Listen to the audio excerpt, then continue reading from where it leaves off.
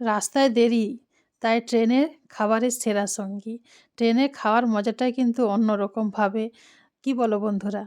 তো রাধে, রাধে সবাইকে। সবাই কেমন আছো? আশা করি সবাই ভালো আছো। ট্রেনে বসে জানলার দিকে তাকিয়ে সেই মজাটাই আলাদাই। তো আজকে তোমাদের সঙ্গে একটা ভিডিও শেয়ার করছি বন্ধুরা। শতাব্দী এক্সপ্রেসে গিয়েছিলাম, সেখানে খাবারের এক্সপিরিয়েন্সটা তোমাদের সঙ্গে আমি শেয়ার করছি।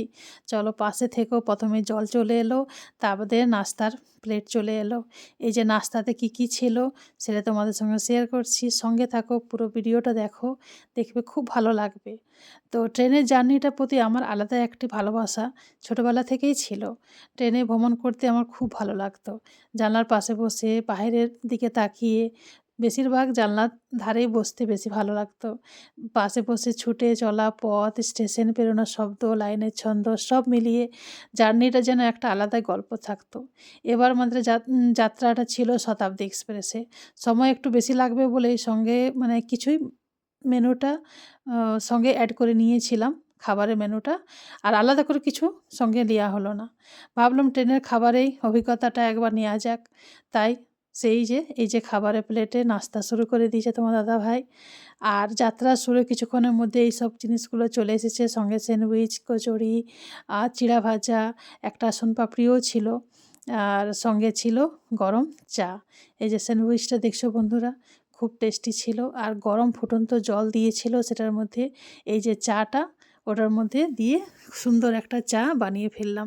আর বাইরে কুয়াশা ভরা, বাইরের ওয়েদারটা ছিল কুয়াশা ভরা, খুব সুন্দর। সঙ্গে কিছু ভিডিও, ফটো। তা আমরা হচ্ছে ক্রিয়েটার, সঙ্গে সঙ্গে তো চাই কিছু কিছু। আর কিছুক্ষণ পর চলে এলো দুপুরের খাবার। দুপুরের খাবারের মধ্যে কি কি ছিল সেটা তোমাদের সঙ্গে শেয়ার করছি। তো মেনুতে ছিল, প্রথমেই বলছি, যেটা হচ্ছে ভাত। গরম ভাত ছিল। আর এই যে দই ছিল, দই, মিষ্টি দই। আর আলু পটলের তরকারি। আর সঙ্গে ছিল একটু পাতলা ডাল।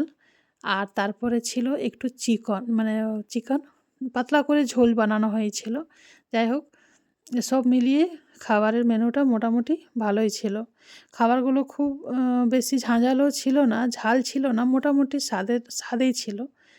কিন্তু এই স্বাদে ঘরোয়া বা হালকা ট্রেনের জার্নির জন্য একদমই মানানসই সেরকম খাবার ছিল।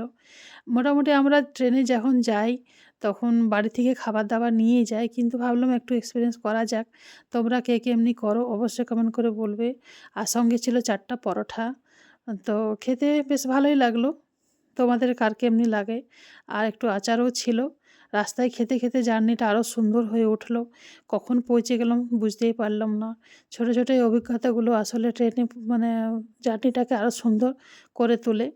এই ভিডিওটাতে তাই শুধুমাত্র যাত্রা নয়, ট্রেনে কী কী খেলাম সেটাও তোমাদের সঙ্গে শেয়ার করলাম। তোমাদের ট্রেন জার্নিটা, অভিজ্ঞতাটা কেমন লাগে অবশ্যই কমেন্ট করে বলবে। ট্রেনের খাবারগুলো তোমাদের ভালো লাগে কি বাইরে থেকে নেওয়াটাই বেশি পছন্দ সেটাও কমেন্ট করে বলবে। আর এই পুরো ভিডিওটা তোমাদেরকে কেমন লাগলো সেটাও কমেন্ট করে বলবে। এই যে ভাত, ডাল, সঙ্গে একটু চিকেনের ঝোল, মশলাটা একটু মিক্স করে নিলাম। আর এই পটল আলুর তরকারিটা আমাকে বেশি ভালো লাগলো। তো পরোটা দিয়ে ওটাই প্রথমে খেলাম। আর খেতে তো সত্যি অসাধারণ লাগলো। কিন্তু একটু মশলাটা বেশি ছিল, তেল মশলাটা একটু বেশি ছিল, এটাই বলতে চাইছি। যাই হোক, লাস্টের বেলায় দেখলাম একটা দুটো করে মিষ্টি দিয়েছে। তো আমরা তো খেয়ে ব্যাস পৌঁছেই গেলাম। খেতে খেতে কখন পৌঁছে গেলাম বুঝতেও পারলাম না। তো ভালো থেকো বন্ধুরা, দেখা হচ্ছে একটা অন্য ভিডিওতে। ধন্যবাদ সবাইকে।